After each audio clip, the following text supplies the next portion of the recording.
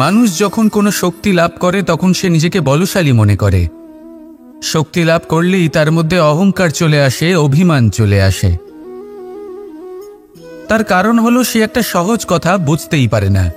এই সব যা হচ্ছে সময়ের জন্য হচ্ছে। সময়ের থেকে বেশি বলশালী আর কেউ নেই।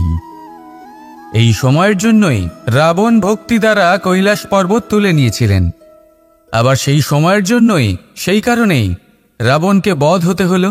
তার সাথে সাথে রাক্ষস কুলও ধ্বংস হয়েছিল এবং লঙ্কাও ভস্ম হয়ে গেছিল। দেখতে গেলে জন্ম থেকে মৃত্যু পর্যন্ত এই যে সময়, সেটাই হলো জীবন। কিন্তু তার মধ্যেও যা সময় আসে কোনো কারণেই আসে। সেই সময় আমরা যাপন করে কিছু শিখতে পারি। তাই আজ যে সময় আপনার হাতের কাছে আছে তাকে মুষ্টিবদ্ধ করে রাখুন, তাকে সামলে রাখুন, তাকে সংযত করে রাখুন, অনুভব করুন, তার থেকে কিছু শিখুন। তাকে কোনোভাবেই ব্যর্থ হতে দেবেন না। আর এটা জেনে রাখুন যে ভবিষ্যতে যা কিছু হতে পারে, যা কিছু হতে চলেছে, সেটা না আপনি জানেন আর না তা আপনার বশে রয়েছে। সেই জন্য আজ অহংকার বা অভিমান করে নিজের ভবিষ্যতের ক্ষতি করবেন না, সেই অনর্থ ঘটাবেন না। এটাই হলো সময়ের অর্থ। আসুন আমার সাথে ভালোবেসে বলুন, রাধা রাধা। খুব বড় একটা প্রশ্ন করতে চলেছি। এই সংসারের সব থেকে বেশি সুখী কে? এবার কেউ বলবে সেই ব্যক্তি যিনি সব থেকে বেশি ধনী, যার কাছে সব থেকে বেশি ধন আছে, আভূষণ আছে, স্বর্ণ আছে। কেউ বলবেন কোনো রাজ্যের রাজা, কারণ তিনি শাসন করতে পারেন, তার আদেশ ছাড়া কোনো কাজ সম্ভব নয়, ইত্যাদি ইত্যাদি। এর উত্তর যদি আমি দিই তাহলে এটুকুই বলবো, সংসারের সব থেকে সুখী ব্যক্তি হলেন তিনি যিনি সন্তুষ্ট। তার কাছে সন্তোষরূপী ধন আছে যা তাকে সুখী রাখে। এবার এই সন্তুষ্টি সেটা কিভাবে আসে জীবনে? এটা আসে ধৈর্যের কারণে। ধৈর্যের এই অনুভূতি অত্যন্ত শক্তিশালী। এই ধৈর্যই কিন্তু আমাদের ধরিত্রীকে ধরিত্রী মাতা করে তোলে। কারণ ধরিত্রী মাতা ধারণ করেন, সহ্য করেন, ধৈর্য ধরেন এবং নিজের কর্ম করতে থাকেন। সেটা ধৈর্যই ছিল মাতা সীতার মধ্যে, যা রাবণের অন্ত করে দিল। এই ধৈর্যের কারণেই নারায়ণ কূর্ম অবতার ধারণ করেছিলেন, বড় একটা পর্বতকে পৃষ্ঠে ধারণ করেছিলেন এবং সমুদ্র মন্থনকে সম্ভব করেছিলেন। সেই জন্য সর্বপ্রথম মনের মধ্যে ধৈর্যকে নিয়ে আসুন। এই ধৈর্যই আপনাকে সন্তুষ্টির পথে নিয়ে যাবে, আর এই সন্তুষ্টি আপনাকে লোভ, মোহ এবং লালসার পথ থেকে দূরে নিয়ে সুখের পথে নিয়ে যাবে। আর তখন এই মন প্রসন্ন হয়ে বলবে, রাধা রাধা। মানুষ চিরকাল বড় মানুষ হয়ে উঠতে চায়, সবসময় সেই নিয়ে কল্পনা করে। কিন্তু প্রশ্ন হলো এটাই যে মানুষ বড় কখন হতে পারে? যখন সে ধনী হয়ে ওঠে, নাকি যখন তার কাছে সম্মান থাকে, নাকি যখন রূপবান হয় বা অধিক শক্তিশালী হয়? মানুষ বড় মানুষ তখনই হতে পারে যখন বিপদের সময় সে অন্য কোনো মানুষের পাশে এসে দাঁড়ায়। তাই সর্বপ্রথম এইটা শিখুন। হয়তো এই জন্যই হনুমান শ্রীরামের কাছে এতটা বড়, আর হয়তো এই জন্যই বলরাম দাদা আমার কাছে এত বড়। যদি আপনিও জীবনে বড় হয়ে উঠতে চান, তাহলে কারোর সাথে তার দুঃখের সময়, তার সংকটের সময় তাকে সঙ্গ দিন আর পাশে এসে দাঁড়ান। এই মন প্রসন্ন হয়ে বলবে, রাধা রাধা। আমাদের জীবনে আমরা যখনই এমন কোনো মানুষের সাথে পরিচিত হই যে বয়সে, পদে এবং আর্থিক দিক থেকে আমাদের থেকে পিছিয়ে, তখন আমরা সবাই খুব হীন নজরে তাদের দিকে দেখি। মনেই করি না যে সেই ব্যক্তির নিজস্ব একটা অস্তিত্ব রয়েছে, তার নিজেরও একটা মাহাত্ম্য রয়েছে। আমাদের মনেই হয় না যে আমাদের সামনে দাঁড়িয়ে থাকার যোগ্যতা আছে তাদের। চলুন আপনাকে একটা প্রশ্ন করি, শূন্যের নিজস্ব মূল্য কোথায়? আপনি বলবেন কিছুই না, শূন্যের আবার নিজস্ব মূল্য কোথায়? কিন্তু যখন এই শূন্যই কোনো সংখ্যার সাথে এসে যুক্ত হয়ে যায়, কোনো অঙ্কের সাথে এসে যুক্ত হয়ে যায়, তখন তার মূল্য অনেক গুণ বৃদ্ধি পায়। অর্থাৎ এই শূন্যের মূল্য অবশ্যই আছে। আর আমাদের জীবনেও এমন কিছু ব্যক্তি থাকেন, তাদের দেখে মনে হয় যে এদের কোনো মূল্যই নেই, কিন্তু যখন এই ব্যক্তি কারোর সাথে এসে জুড়ে যান তখন তার মূল্য সেই ব্যক্তির বৃদ্ধি ঘটায়।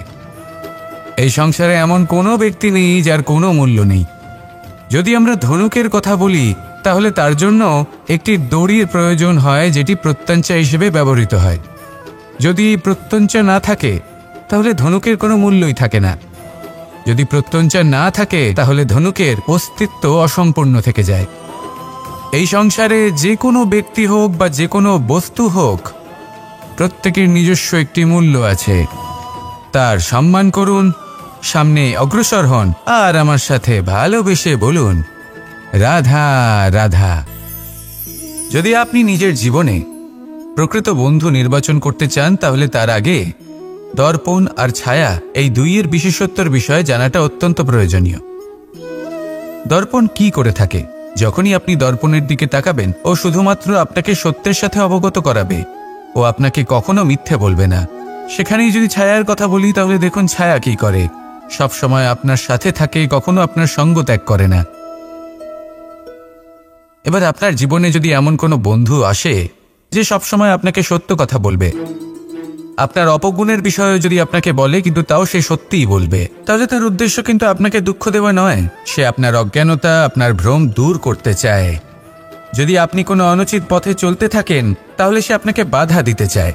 আর যদি সেই মিত্রই ছায়া সঙ্গীর মতো হয়, সে কখনোই সুখ দুঃখে আপনার সঙ্গ ত্যাগ করবে না। তার উদ্দেশ্য হলো সবসময় আপনাকে রক্ষা করা।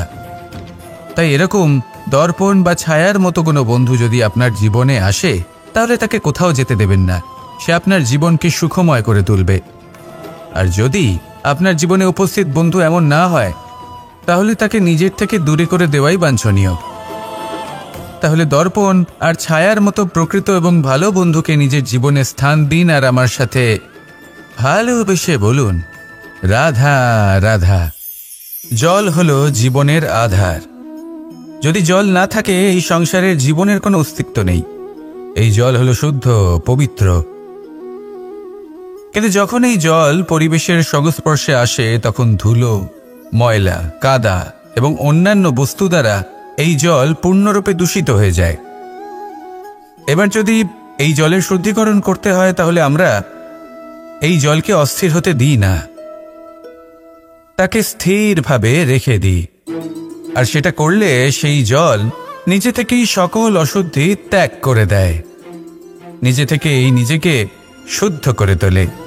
এটা কিন্তু আমাদের মনের সাথেও হয়ে থাকে। এই সংসারে এত সমস্যার সম্মুখীন হয়েও কোথাও না কোথাও আমাদের এই মন মলিন হয়ে যায়, এতে নেতিবাচক ভাব জাগ্রত হয়।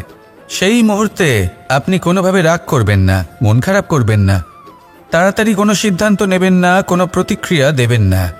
শুধু নিজের এই মনকে শান্ত করে রাখবেন, শান্ত মনে দিন যাপন করবেন।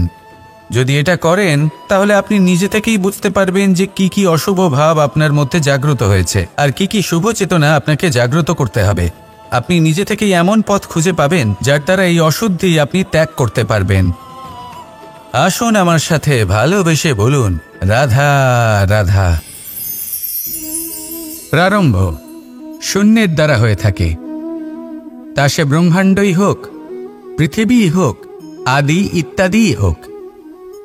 সবাই নিজের অস্তিত্ব শূন্য থেকে লাভ করে। এই শূন্য যার নিজের কোনো অস্তিত্ব নেই, কিন্তু সে সকলকে অস্তিত্ব দান করে থাকে। আমাদের এই শূন্যের মতো হতে হবে। যে আমাদের সাথে যুক্ত হবে তাদের অস্তিত্ব অনেক বেশি প্রখর হবে, বিশাল হবে, শ্রেষ্ঠ হবে। কিন্তু যেই আমরা তাদের থেকে দূরে যাব তারা আমাদের উপস্থিতির আভাস পাবে, আমাদের গুরুত্ব বুঝতে পারবে। শূন্যই হলো সূত্রপাত, শূন্যই হলো সমাপ্তি। শূন্যকে কেউ যতই ছোট মনে করুক কিন্তু এই শূন্য অত্যন্ত গুরুত্বপূর্ণ। তাই এই শূন্যের মতো হয়ে উঠুন আর আমার সাথে ভালোবেসে বলুন রাধা রাধা। এই জীবন আসলে কি? আমরা কারা? আমাদের অস্তিত্ব আসলে কি? পঞ্চতত্ত্ব দ্বারা নির্মিত আমাদের এই শরীর। আর এর মধ্যে পরমাত্মার একটি অংশ আত্মারূপে বসবাস করে। আর যখন এই জীবন সমাপ্ত হবে তখন আমাদের আবার এই পঞ্চতত্ত্বের মধ্যে বিলীন হয়ে যেতে হবে। এটাই সত্য। এবার অনেক মানুষ আছেন এমন অনেক চেষ্টা করতে থাকেন এমন কর্ম করার যাতে এই সংসার তাদের চিরস্মরণীয় করে রাখবে। কিন্তু এই জীবন আসলে কি? সেই সময় যখন আমরা নিঃশ্বাস নিই, আমাদের হৃৎস্পন্দন হয়, আমরা যে মুহূর্তগুলো যাপন করি, এবার এই মুহূর্তগুলিতে আমরা কি করব সেটা অত্যন্ত গুরুত্বপূর্ণ। আমরা কি অহংকার করব নাকি পরোপকার করব? এই সৃষ্টিকে বেঁধে রাখার চেষ্টা করব নাকি নিজেকে উন্নত করে তোলার চেষ্টা করব? এটাই শিক্ষা যে বল হোক বা কায়া, এর প্রতি আমাদের না অহংকার করা উচিত আর না মোহ। শুধু প্রত্যেকটা মুহূর্ত প্রেমময় হয়ে বাঁচুন আর ভালোবেসে বলুন রাধা রাধা। প্রয়াস, পরিশ্রম, এই শব্দগুলি শুনতে হয়তো ছোট মনে হয়, কিন্তু এর মূল্য অনেকটাই অধিক। এবার প্রয়াসও কিন্তু দুই ধরনের হয়। একটা প্রয়াস তাই যা আমরা নিজের মন থেকে, অন্তর থেকে সমগ্র শক্তি দিয়ে করার চেষ্টা করি। এবারে এই প্রয়াস প্রচেষ্টার নামান্তর। কিছু প্রয়াস এমনও হয় যেমন দ্রুতক্রীড়া খেলা। মানুষ বলেন আজ একটু প্রয়াস করি, একটু দ্রুতক্রীড়া খেলেই দেখি, যদি বিজয়ী হই তবে ভালো ব্যাপার, যদি না হই তবে আর কখনো খেলব না। এটাও কিন্তু প্রয়াস, কিন্তু এই প্রয়াস পরিশ্রম নয়। পাণ্ডবদের দেখুন, ওনারা যখন পরিশ্রম করেছিলেন তখন খাণ্ডবপ্রস্থকেও ইন্দ্রপ্রস্থ বানিয়েছিলেন। দ্রুতক্রীড়া খেললেন, সেই মুহূর্তেই ইন্দ্রপ্রস্থ হারিয়ে ফেললেন। পরিশ্রম করলেন, সগৌরবের রাজা হলেন। দ্রুতক্রীড়া খেললেন, তখন এক মুহূর্তে রাজা থেকে নিঃস্ব হয়ে গেলেন। সারমর্ম এটাই যে দ্রুতক্রীড়া কখনো কখনো আপনার মিত্র হতে পারে, কখনো সে আপনাকে বিজয়ী করতে পারে, কিন্তু প্রয়াস এবং পরিশ্রম যখন একসাথে মিলিত হয় তখন তা সর্বদাই আপনার সাথে থাকে। প্রয়াস করতে থাকুন, পরিশ্রম করতে থাকুন, আর আমার সাথে ভালোবেসে বলুন রাধা রাধা। আমি এইভাবে প্রত্যেক দিন নিজের সাথে কিছুটা সময় অতিবাহিত করি, সুচিন্তা করি, কারণ আমি এটা মনে করি যে আমার প্রতিদ্বন্দ্বী অন্য কেউ নয় বরং আমি নিজেই। আর আমি চেষ্টা করি যে আমি যেন নিজেকে নিজের থেকে বেশি শ্রেষ্ঠ করে তুলতে পারি। তাই প্রতিদিন আমি আকলন করি নিজের কর্মের, যে কাল আমি কি উচিত করেছি কি অনুচিত করেছি, যে ভুল আমি করেছি তা আজকে কি করে শুধরে নিতে পারি। যে শ্রেষ্ঠ কর্ম আমি কাল করেছি আজও সেই শ্রেষ্ঠ কর্ম আমাকে করতে হবে। শুধু এই প্রক্রিয়াতেই আমি নিজেকে শ্রেষ্ঠ ব্যক্তি, শ্রেষ্ঠ রাজা, একজন শ্রেষ্ঠ পিতা, পুত্র করে তুলি। এইভাবেই আমি একজন শ্রেষ্ঠ মানুষ হয়ে উঠি। আপনিও এই কথা মনে রাখবেন যে আপনার প্রতিস্পর্ধা অন্য কারোর সাথে নয় বরং নিজের সাথে। তাই নিজের কর্মের আকলন করুন, নিজের মধ্যে যে দোষ আছে তা ত্যাগ করুন, নিজেকে শুধরে ফেলুন। এই মন সবসময় সুপ্রসন্ন থাকবে এবং লক্ষ্য প্রাপ্ত করে বলবে রাধা রাধা। কখনো কোনো পাখিকে দেখেছেন? যখন সে প্রথমবার উঠতে চেষ্টা করে সে বাসা থেকে মাটিতে পড়ে যায়, কিন্তু সে হার মানে না, চেষ্টা করতে থাকে, করতেই থাকে, ডানা ঝাপটাতে থাকে, আর তারপর সে উড়তে শেখে। গোল শালগ্রাম শিলাকে দেখুন, পর্বত থেকে খসে পড়ে, ধাক্কা খায়, জলের প্রবাহ দ্বারা ঘর্ষিত হয়, তারপরে তা শালগ্রামে পরিণত হয়। ভেবে দেখুন, যদি কোনো পাখি প্রথমবার উড়তে গিয়ে এটা ভাবে যে না না, যদি আমি পড়ে যাই তবে, আমার যদি আঘাত লাগে তবে, আর যদি ভয়ের কারণে সে শুরুই না করতে পারে, চেষ্টাই না করে, তাহলে কি সে উড়তে শিখবে? কখনোই নয়। এটাই আমাদের শিখতে হবে, প্রারম্ভ করতে হবে। তা অত্যন্ত গুরুত্বপূর্ণ। যখন আমরা কিছু শুরু করি তখন ভয় করে, কিন্তু যদি এটা না করেন জীবনে কখনো সামনে এগোতেই পারবেন না। হতেই পারে প্রারম্ভ করার পরে আপনি পড়ে যাবেন, বারবার নিচে পড়ে যাবেন, কিন্তু যদি নিরন্তর চেষ্টা করতে থাকেন তাহলে একদিন না একদিন আপনি অবশ্যই সফল হবেন। এই শুরু করাটাই সব থেকে বেশি কঠিন। এর দ্বারা ভয়ভীত হবেন না। আসুন আর আমার সাথে ভালোবেসে বলুন, রাধা রাধা। এই সংসারে নির্মাণের বিষয়ে জ্ঞান লাভ করার পূর্বে ধ্বংসের বিজ্ঞান বুঝে নেওয়াও খুব প্রয়োজনীয়। যখনই আমরা ব্যায়াম করি তখন কি হয়, আমাদের পুরনো মাংসপেশি নষ্ট হয়ে যায় এবং সেই মাংসপেশির স্থানে আমরা নতুন মাংসপেশির নির্মাণ করে থাকি। যেমন একটা নতুন ইমারত গড়ে তোলবার পূর্বে পুরাতন ইমারতকে ভঙ্গ করে দিতে হয়, তবেই তো সেই স্থান সজীব হবে, ঠিক কিনা? এবারে জ্ঞান এবং বিজ্ঞান ছাড়াও এমন কিছু আছে যা কিনা অত্যন্ত গুরুত্বপূর্ণ। তা হলো সীমা পার করে যাওয়া। এই যে সীমা, এই যে নিয়ম, তা মানুষের জন্যই বানানো, তাকে নিয়ন্ত্রণ করার জন্য তৈরি করা হয়েছে। এমন অনেক সীমা, এমন অনেক নিয়ম মানুষের জন্য অত্যন্ত মঙ্গলকারী। কিন্তু কিছু এমন সীমা আছে, কিছু এমন নিয়ম আছে যা মানুষের লঙ্ঘন করে যাওয়া অতি আবশ্যক। যতক্ষণ না এই সীমা লঙ্ঘন করছেন, নিজের নতুন অস্তিত্বকে খুঁজেই পাবেন না, সেই স্থানে পৌঁছতেই পারবেন না যেখানে সংসার তাকে চিরস্মরণীয় করে রাখবে। সেই জন্য জীবনে যাই করবেন, সীমা অতিক্রম করে যান। যদি পরিশ্রম করেন তাহলে সীমা অতিক্রম করে পরিশ্রম করুন। যদি লক্ষ্যের দিকে অগ্রসর হন তাহলে সীমা অতিক্রম করে অগ্রসর হন। কোনো সীমারেখা যাতে না থাকে, সেই সর্বোচ্চ স্থান দেখুন এবং অগ্রসর হন। এই সংসারে অগ্রসর হওয়ার জন্য এই সীমারেখা বুঝে নেওয়া এবং তা অতিক্রম করার জ্ঞান লাভ করা প্রয়োজনীয়।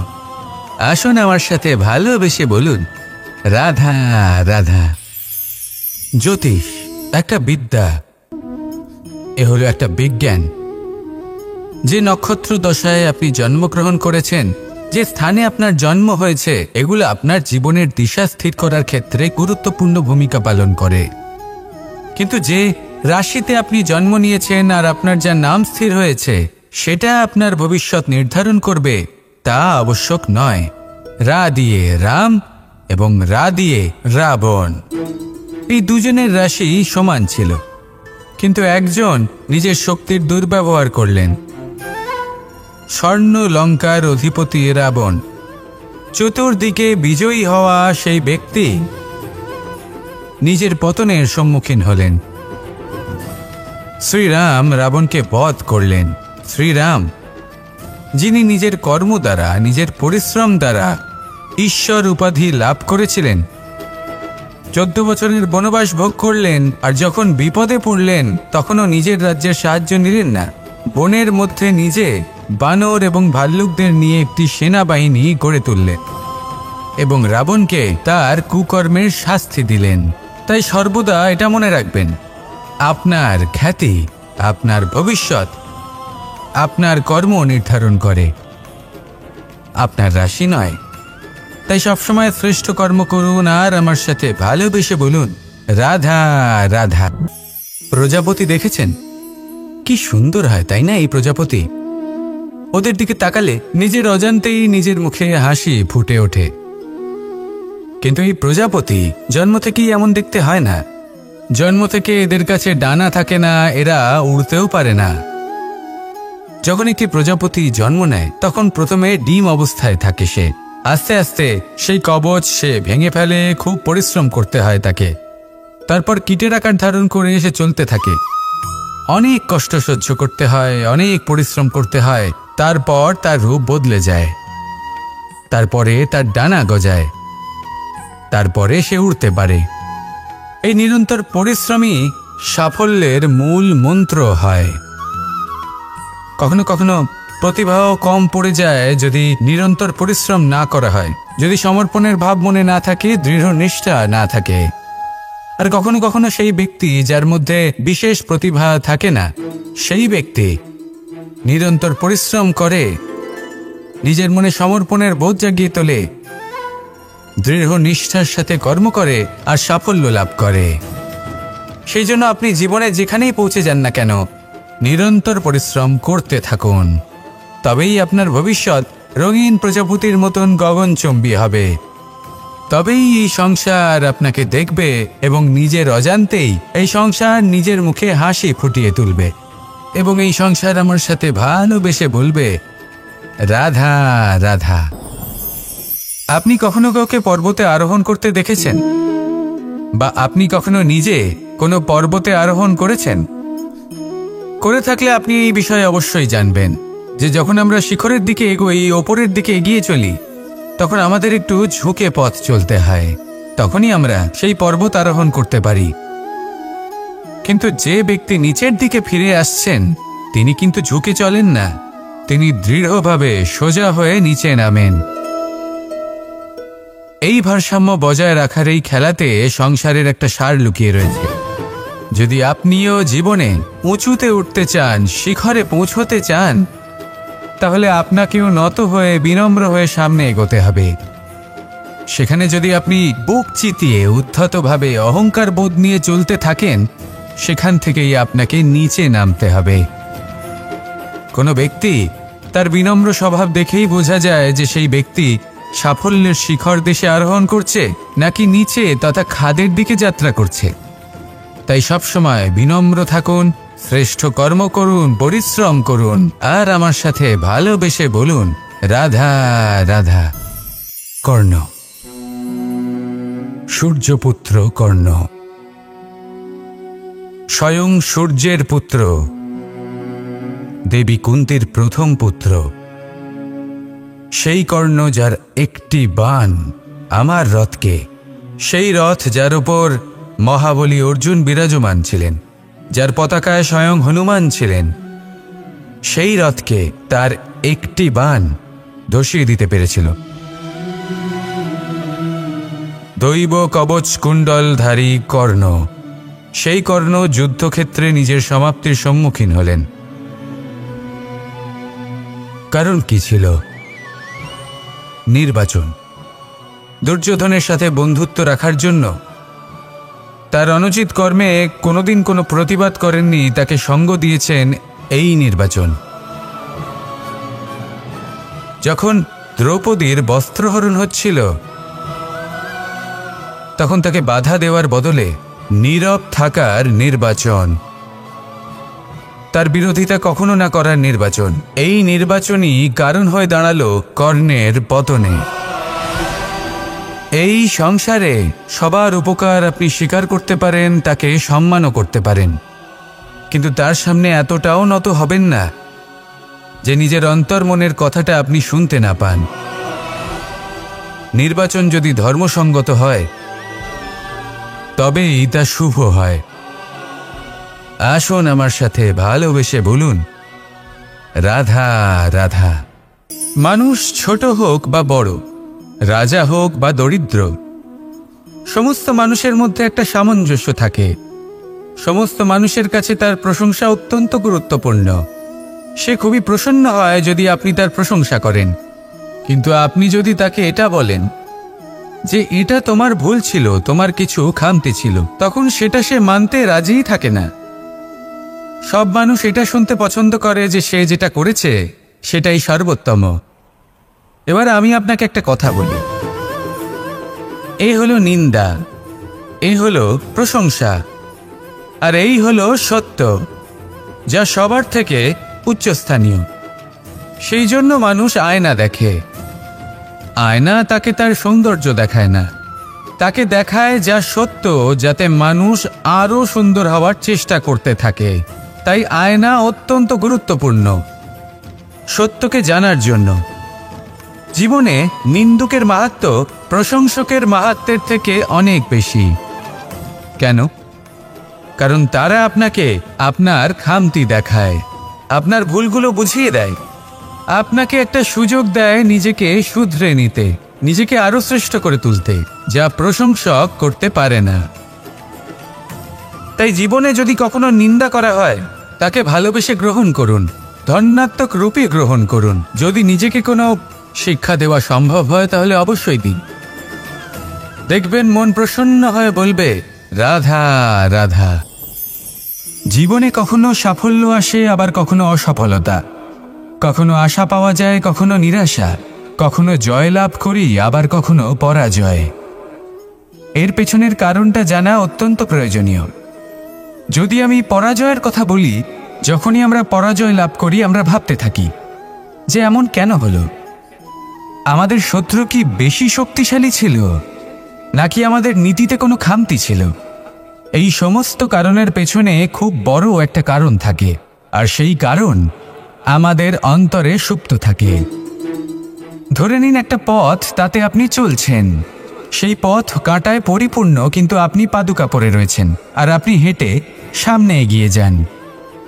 এবার এমন একটা পথ এলো যা পুষ্পে ঢাকা, আর আপনি পাদুকা পরে রয়েছেন, কিন্তু আপনার পাদুকাতে একটা পাথর আটকে গেল। তখন দু পা হাঁটাও খুব কঠিন হয়ে পড়ে। এই সংসারের যে কোনো শক্তি আপনাকে পরাস্ত করার পূর্বে আপনি জানেন কি আপনাকে পরাস্ত করতে পারে? আপনার অন্তরের দুর্বলতা, আপনার অন্তরের সেই সুপ্ত শত্রু। আর সেই জন্য ইতিবাচক মনোভাব গুরুত্বপূর্ণ হয়ে পড়ে। ভালো মানুষদের সাথে থাকুন, সৎসঙ্গে থাকুন, বন্ধুত্ব করুন, ভালোবাসুন। এই ভালোবাসা এত শক্তিশালী এক অস্ত্র যাকে ব্রহ্মাস্ত্রও পরাস্ত করতে পারে না। এই সমস্যারূপী পাথর কিছুই নয়। আসুন আমার সাথে ভালোবেসে বলুন, রাধা রাধা। মানুষের দুটো রূপ রয়েছে। এক, আমাদের এই মুখ, যা শুধুই চোখে দেখা যায়। আর দ্বিতীয়, আমাদের এই মন, যা শুধুমাত্র অন্তরাত্মা দ্বারা দেখা যায়। এবার আমাদের এই মুখ, তা ঈশ্বর সকলকেই আগে থেকেই প্রদান করেছেন। কিন্তু এই মন কেমন হবে তা আমাদের জীবনের অনুভূতি এবং আমাদের জীবনের লক্ষ্য এগুলি সুনিশ্চিত করে। অর্থাৎ নেত্র দিয়ে দেখা যায় আমাদের এই মুখ, তা শুধুই এই কারণে প্রয়োজন যাতে সংসার আমাদের দেখতে পায়, আমাদের চিনতে পারে। কিন্তু যদি এই সংসারে আপনি প্রকৃত অর্থে মান সম্মান লাভ করতে চান, তাহলে নিজের অন্তরাত্মাকে আপনাকে বিকশিত করতেই হবে। দেখুন, কথায় আছে এই যে অসুর, তা শারীরিকভাবে উপস্থিত নয়, তা মনের মধ্যে থাকে। যদি এই মন থেকে অসুরকে বের করে দেওয়া যায়, তাহলে শরীরে তা উপস্থিত থাকবেই না। তাই মনকে শুদ্ধ করুন আর আমার সাথে ভালোবেসে বলুন, রাধা রাধা। মানুষ যখনই একে অপরের সামনে নিজেদের হৃদয়ের ভাবনা প্রকাশ করে, তখন এক অত্যন্ত প্রভাবশালী মাধ্যম তারা ব্যবহার করে, যাকে ভাষা বলা হয়। এবার আমি দেখেছি যে একজন মানুষ অনেকগুলো ভাষাতেই নিপুণ। আমি এটাও দেখেছি যে মানুষ অনেকগুলো ভাষায় কথা বলে, কখনো কখনো অনেক ভাষা মিলিত করে তার প্রয়োগ করে, উচিত প্রকারে তাকে ব্যবহার করে না, না সেটাকে সম্মান করে, আর না ভাষাকে শুদ্ধ রাখে। আর এটা হলো অনুচিত। যদি ভাষাকে শুদ্ধ রাখেন, তাহলে ভাষা আপনার চরিত্রকে শুদ্ধ রাখবে, তা আপনার একাগ্রতা বাড়িয়ে তুলবে। এই প্রত্যেক ধ্বনিকে অনুভব করে যদি আপনি শব্দের উচ্চারণ করেন, ভাষাকে প্রয়োগ করেন, তাহলে আপনিও আনন্দ পাবেন, আর যিনি শুনছেন সেই ব্যক্তির কানেও মধুর শব্দ বাজবে। তাই মনে রাখবেন, যে ব্যক্তি ভাষার পবিত্রতাকে সম্মান করে, তাকে সংসারও সম্মান করে। ভাষাকে শুদ্ধ এবং পবিত্র রাখুন, তাহলে ভাষা আপনার চরিত্রকেও শুদ্ধ এবং পবিত্র রাখবে। আর এই মন সুপ্রসন্ন হয়ে বলবে, রাধা রাধা। এ হলো রামায়ণের সময়কালের কথা। সেতু নির্মাণ করার কাজ চলছিল। সমস্ত বানর সেনা এই কাজে নিযুক্ত হয়েছিলেন। বড় বড় পাথর তুলে নিয়ে এই বানর সেনা সমুদ্রে ফেলছিলেন। এই কাজ চলছিল। এমন সময় ছোট্ট একটা কাঠবিড়ালি এলো। ছোট ছোট মাটির ডেলা হাতে নিয়ে সাগরের কাছে যাচ্ছিল, আর বড় বড় পাথরের পাশে রেখে দিচ্ছিল, যথাসম্ভব সেখানে রেখে আসছিল। সারা দিন ধরে সে এই পরিশ্রম করেই যাচ্ছিল। এবার শ্রীরাম তার এই কাজ দেখতে পেলেন। সেই ছোট্ট কাঠবিড়ালিটিকে নিজের হাতে তুলে নিলেন এবং অত্যন্ত ভালোবেসে তার পিঠে হাত বুলিয়ে দিলেন। কথায় আছে যে কাঠবিড়ালির পিঠে যে দাগ আছে, সেই 3টি দাগ এসেছে শ্রীরামচন্দ্রের 3 আঙুলের থেকে। যে কাজ আপনি করছেন তাতে সমস্ত শক্তি প্রয়োগ করুন, যতটা আপনার সামর্থ্য রয়েছে। যতটা আপনার প্রতিভা রয়েছে সম্পূর্ণভাবে উৎসর্গ করে দিন। ঠিক এমনভাবে কর্ম করুন। সেই কাঠবিড়ালি কিন্তু তাই করেছিল। সেই জন্য শ্রীরামের সাথে সেও সেই কাহিনীতে অমর হয়ে গেছিল। সম্পূর্ণ শক্তি প্রয়োগ করুন, সম্পূর্ণ সামর্থ্যের সাথে কর্ম করুন, কারণ এটাই হলো শ্রেষ্ঠ পথ কোনো কর্ম করার। আসুন আমার সাথে ভালোবেসে বলুন, রাধা রাধা। এই সংসারে যখন সাফল্যের পথে আপনি অগ্রসর হবেন, তখন আপনার পরিশ্রম, একাগ্রতা, সাহসের সাথে সাথে সমাজের মানসিকতাও সহ্য করতে হবে। প্রত্যেক ব্যক্তি কিছু না কিছু ভাবেন, কিছু না কিছু বলেন। কিছু মানুষ এমন আছেন যারা ভাববেন যে আপনি কিছুই করতে পারবেন না। তারা আপনার নিন্দা করবেন, আর এই নিন্দার কথা ভেবেই আমরা ভয়ভীত হয়ে পড়ি। সেই কারণে নিজেদের আশা, নিজেদের বিশ্বাস হারিয়ে ফেলি। এবার যদি সেই নিন্দার ভয়ে আমরা লক্ষ্যচ্যুত হই, তাহলে সেটা অনুচিত। সেই জন্য জীবনে শুধু পরিশ্রম করতে থাকুন, সামনে এগোতে থাকুন। যেই দিন আপনি আপনার লক্ষ্য লাভ করবেন, সেই প্রত্যেক ব্যক্তি যারা নিন্দা করছিলেন তাদের দৃষ্টি আপনা থেকেই পাল্টে যাবে, ঠিক কিনা? এই সংসারকে যা প্রাণ চায় তাই বলতে দিন। যদি আপনি কারোর কথা শুনতে চান, তাহলে নিজের অন্তরের কথা শুনুন। সেটাই আপনাকে উচিত পথে নিয়ে যাবে। সামনে অগ্রসর হতে থাকুন, পরিশ্রম করুন। এমন একটা দিন আসবে যেদিন এই নিন্দুক ব্যক্তিরা আপনার লক্ষ্যপ্রাপ্তির উদাহরণ সবাইকে দেবে। আসুন আমার সাথে ভালোবেসে বলুন, রাধা রাধা। মানুষ সুখী জীবনযাপনের প্রতি এতটাই অভ্যস্ত হয়ে পড়ে যে একটা ছোট্ট সমস্যা এলেই সে সবার থেকে সাহায্য চাইতে শুরু করে দেয়। সে সাহায্য লাভও করে এবং সেই সংকট থেকে সে বেরিয়েও আসে। কিন্তু এই সাহায্য কিছু মুহূর্তের, আর কিছু মুহূর্তের হলো এই দুঃখ। এই 2 মুহূর্তের সাহায্যের জন্য আজীবন আপনি তার কাছে ঋণী হয়ে থাকেন। আর মানবিকতার খাতিরে আপনার মনে কৃতজ্ঞতা জেগে ওঠে। আর সেই কৃতজ্ঞতা বোধ হলো যে আপনি কখনো সেই ব্যক্তিকে ছাপিয়ে যেতেই পারবেন না। সেই জন্য জীবনে সবসময় চেষ্টা করবেন নিজেকে প্রস্তুত রাখতে সেই সব সমস্যার জন্য, সেই সব বাধার জন্য যেগুলো আপনার জীবনে আসতে পারে। ততক্ষণ সাহায্য চাইবেন না যতক্ষণ না অন্য কোনো পথ না থাকছে। সাহায্য চাওয়া অনুচিত নয়, কিন্তু সাহায্য চাইলে এবং সাহায্য পেলে আপনি আজীবন কৃতজ্ঞ এবং ঋণী হয়ে থাকবেন। আর তারপর একদিন আপনি পরিবর্তন দেখতে পাবেন যে কিভাবে আপনি ছোট ছোট সমস্যার জন্য সাহায্য না চেয়ে বড় বড় সমস্যার সম্মুখীন হতে প্রস্তুত হয়ে গেছেন। এটাই হলো সংসারের নীতি। এটাই পালন করুন আর আমার সাথে ভালোবেসে বলুন, রাধা রাধা। এমন অনেক মানুষ আছেন যারা আমাকে ভগবানের পরিভাষা জানতে চান, যে ভগবান আসলে কি, তিনি কেমন।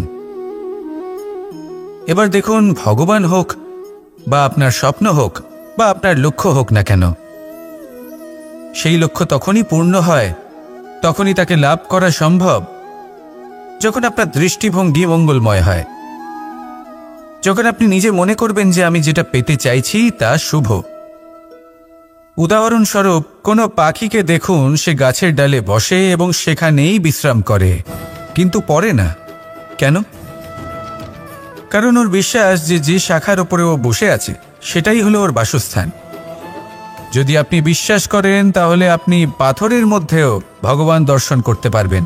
আর যদি বিশ্বাস না থাকে, তাহলে যদি ভগবান সামনে দাঁড়িয়েও থাকে তবেও আপনার বিশ্বাস হবে না। তাই বিশ্বাস করতে শিখুন। এই বিশ্বাসের আধারেই আপনি সেই সব কিছু পাবেন যা আপনি পেতে চাইছেন। আসুন আমার সাথে ভালোবেসে বলুন, রাধা রাধা। গুরু, যিনি পথ দেখান, আমাদের জীবনে অত্যন্ত গুরুত্বপূর্ণ, অত্যন্ত আবশ্যক। কিন্তু কিছু মানুষ মনে করেন যে গুরুর কোনো প্রয়োজন নেই, কারণ এই সমগ্র জ্ঞান মানুষের অন্তরেই নিহিত রয়েছে। এবার প্রশ্ন এটাই, যদি সমস্ত জ্ঞান মানুষের অন্তরে নিহিত থাকে তাহলে গুরুর কি প্রয়োজন? আর যারা আজ পর্যন্ত গুরুকে মেনে এসেছেন তারা কি অনুচিত করেছেন? এর উত্তর আমি আপনাকে দেব একটা উদাহরণ দ্বারা। একটা কাঠ যা জ্বলনশীল। জ্বলনের ঊর্জা তার অন্তরে নিহিত রয়েছে, কিন্তু তার জ্বলনের জন্য বাইরে থেকে একটা অনুঘটকের প্রয়োজন হয়। এই অনুঘটকই হলেন আপনার গুরু। উত্তাপ যা একটা কাঠকে জ্বালাতে পারে, সেই উত্তাপ হলো গুরুর প্রচেষ্টা। যদি সেই গুরুই না থাকে, তার প্রচেষ্টাই না থাকে, তাহলে সেই সমস্ত জ্ঞান যা মানুষের অন্তরে নিহিত তা ব্যর্থ হয়ে যাবে। যদি আপনার সাথে আপনার গুরু থাকেন, আপনার পথ প্রদর্শন করেন, আপনার অন্তরের জ্ঞানকে বাইরে নিয়ে আসতে পারেন, তাহলে তাকে সম্মান করুন আর আমার সাথে ভালোবেসে বলুন, রাধা রাধা। असतो मा सद्गमय, तमसो मा ज्योतिर्गमय, मृत्युर्मा मृतंगमय। জ্ঞান সেটাই যা অসত্য থেকে সত্যের পথে চালিত করে। প্রকাশ সেটাই যা অন্ধকার থেকে আলোর পথে নিয়ে আসে। জীবন সেটাই যা মৃত্যু থেকে অমরত্বের পথে নিয়ে যায়। এবার এই তিনটে, জ্ঞান, জীবন এবং প্রকাশ, একই রকম। শূন্য থেকে এর উৎপত্তি হয় এবং আস্তে আস্তে আপনার জীবনে বিস্তার লাভ করে। এবার আমরা এটাই ভাবি যে কেমন করে এই তিনটিকে আগলে রাখা যায়। এর উত্তর হলো, এদের আগলে রাখার প্রয়োজনই নেই, ভাগ করে দিতে হবে। কোনো বৃক্ষকেই দেখে নিন, একটি বৃক্ষ অনেক বছর ধরে বেঁচে থাকে। কেন?